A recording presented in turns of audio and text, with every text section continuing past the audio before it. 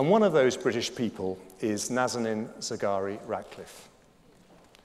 Along with other British citizens, Nazanin has been languishing for no reason in an Iranian jail for over 2 years, agonizingly separated from her 4-year-old daughter, Gabriella, and her husband, Richard.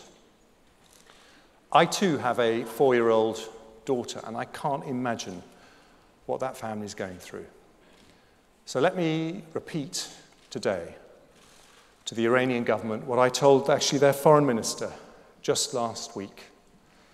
Like Nazanin, you too have precious families.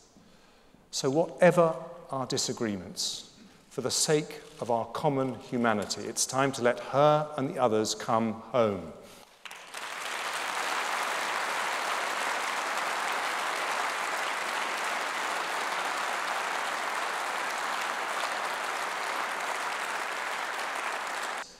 Punishing Britain for Brexit. This is the first one.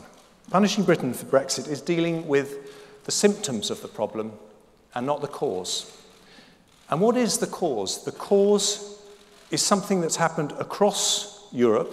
It's the failure of political elites in all the EU countries, including, I have to say, people like me in this country. It's our collective failure to deal with people's concerns about migration. That is the heart of the problem. And if you're worried about the EU's future, that is also the solution. And I want to say one more thing. Never, ever mistake British politeness for British weakness.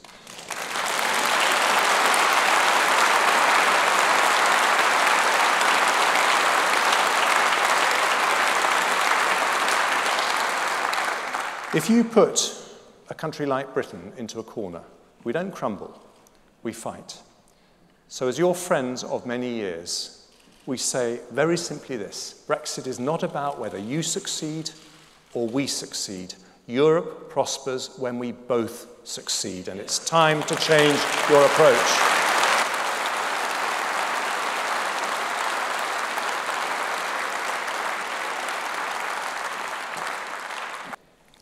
So that incredibly successful international order is something we're all proud of, but it's starting to fray.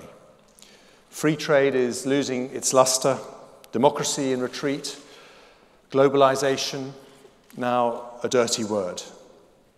At the same time, countries like Russia walk across the borders of Ukraine and Georgia as if they didn't exist, whilst their puppets in Syria use chemical weapons, the most horrific weapons you can imagine, to poison defenseless children.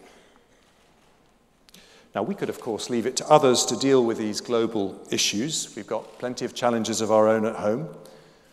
We could be forgiven for pulling back, but that's not our way.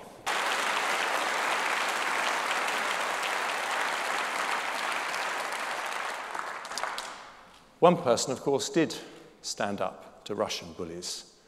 And I don't need to tell you who it was, because it was our Prime Minister, Theresa May.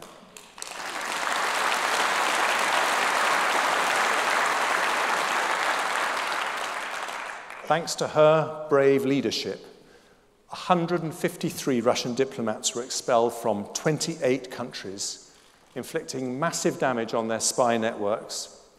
We're going to close the net on the GRU as well.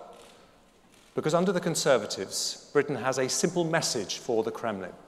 If you try to intimidate this country, if you use chemical weapons, if you don't play by the international rules, then the price will always be too high.